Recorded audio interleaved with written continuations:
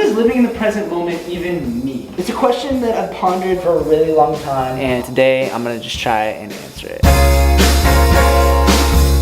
Oh, life doesn't feel real to you? Just live in the present moment. People say that a lot. I've heard that, you've heard that, we've all heard that, whether that's from teachers, our parents, or even freaking movies. Life moves pretty fast. It seems as though the world believes there's some magical key to the words to living in the moment. But before we even think about that, what does this statement even mean to begin with? To preface, a lot of this video is gonna be inherently based on my life experience, conversations, perspectives, and opinions I've gained along the way. After all, the whole reason I decided to make this video is because of a conversation I had a few months back with my good buddy Aaron. Look out the back. Personal advice or just experience with like living in the moment, what does that look like? For a big piece of my life, like probably from 7th, 8th grade to like sophomore, junior year, life like wouldn't feel real, you know? And it wasn't quite like the life dysphoria or whatever, like disassociation. not like quite that. Probably every single day, multiple times a day. Something like I was in autopilot. Like I'd oftentimes just be sitting hanging out with my friends on a summer day and seeing them swim in the water, enjoying the hot sun, and I'd be like, why does none of this feel real? Why can't I enjoy this, and am I ever gonna feel normal again? And how I'm describing autopilot is like 100% accurate. Like it was horrible. Looking back, it's weird because I can't even pinpoint why it was happening and why now I never feel that way. Well, almost never. This past school year, I had the privilege of taking a quote-unquote gap year where I lived, and I still live now as an intern at my church. Naturally, that all came with a really loose schedule, so I actually had the opportunity to go on a bunch of trips throughout the year. One of those being a trip to Seattle for a concert. Cities just fascinate me, man. Although I'm leaps and bounds from where I once was with my autopilot tendencies, trips are a pretty big deal for me because it's pretty polarizing whether I'll fully be in the moment and stoked to be there, or in this trip's case, detached and in autopilot again. But I mean, the trip was still a blast. We stayed at a nice hotel, skated around town, explored the city. Gum walk, talk to some birds. Hey, double day. Come on down. That was probably the most homey bird. And we got to see one of our favorite artists, Aries, live. It was so hype.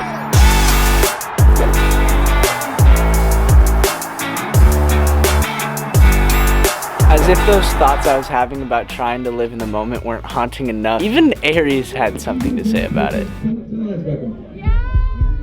Sometimes in like blackout almost, no pun intended, and like forget that I'm living in the moment, so I like to just take this second.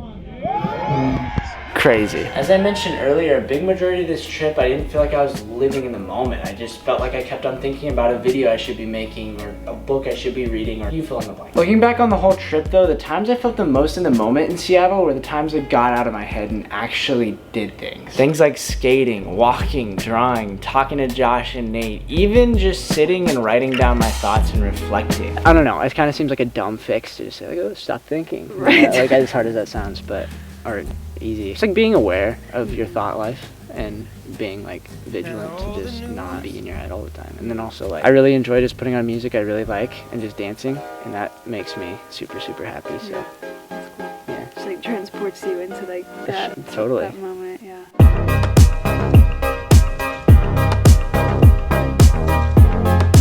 I usually get hit with like the time after. It's like, say if I wasted a couple hours of my day, I realize it and I'm like, man, I wasn't for sure living in the moment. The rest of the day, I just keep thinking about how much I wasted my time. I just keeps wasting more time. Don't think, just do.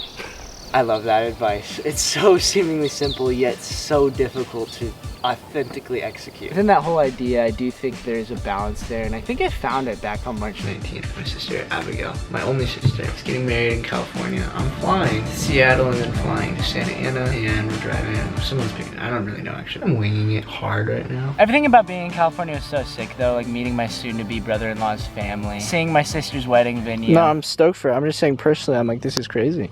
It is crazy. And then of course we had a little family get together the night before the wedding. How do you feel, Abby? I feel like weirdly chill about the whole ordeal. You know, like I feel like I turned my final in yesterday at the rehearsal, and I just need to show up and give a speech at the party. And this was the first wedding of anybody in my immediate family, so you know, it came with a lot of processing. It was this really cool balance of getting out of my comfort zone mentally, that my sister was getting married, which is such a new thing, and thinking about like, well, she's probably gonna have a family in the future, which is just a huge change. Then the next day they got married and it was beautiful. There's so many great memories from that. I was the ring bearer. Definitely the best wedding of my life. The following morning I did something I'm so glad that I did. I remember waking up, grabbing a cup of coffee and just going straight to journaling because I had to process how so much of it was out of my comfort zone. But it just rooted all of those experiences into reality. Another thing is like doing things out of your comfort zone, because then those things like really stick in your memory. True. If you're always in your comfort zone and same routines, it goes by fast. Yeah, it goes by fast and everything blurs together. So I started reading some books this past year. One of the books that I actually completed this year was Mere Christianity by C.S. Lewis, and he's got an idea in here that applies to exiting your comfort zone, and he calls it letting the thrill die away. Lewis writes, "It is simply no good trying to keep any thrill. That is the very worst thing you can do. Let the thrill go. Let it die away. Go on through that period of death into the quieter interest and happiness that follows, and you will find you are living in a new world of thrills all the time." To put it more simply and whimsically, let the thrill die away and you'll find new thrills each and every day. It's so cool to think about new experiences finding you rather than holding on to old and overused ones. I do believe that holding on to things that have passed ultimately just take you out of the moment because you're dwelling on something that most likely can't happen in the same exact way again. That's something that took me a long time to learn, and keeping it real, it's something that I'm still trying to learn. For example, I went to Shasta last 2021 with my college group and it was a wonderful experience. At this point in my life, I was just about to graduate high school. I was meeting a lot of these people for the first time. Jesus was just so real to me, and he still is real to me now, but like that was a really mountaintop experience, and it just kind of all conglomerated to just this adventure that felt so one of a kind until this last May rolled around. And